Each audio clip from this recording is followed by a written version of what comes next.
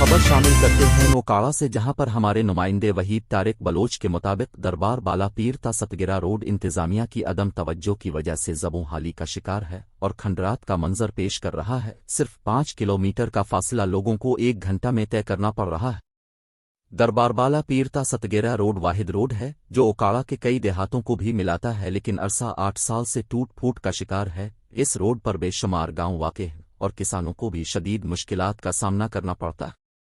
Emergency کی صورت میں اگر کسی مریض کو ہسپتال منتقل کرنا پڑے تو وہ اس وجہ سے راستے میں ہی دم توڑ جاتا ہے۔ محکمہ اوقاف دربار بالا پیر سے ہفتہ بھر لاکھوں روپے وصول کرتا ہے، لیکن آنے والے زائرین کی اس مشکل کی جانب کوئی توجہ نہ ہے۔ اہل علاقہ نے ڈپٹی کمشنر اوکاڑا عرفان علی کاٹھیا سے مطالبہ کیا ہے کہ اس روڈ کو فوری طور پر تعمیر کر کے عوام کی مشکلات کو حل کیا جائے۔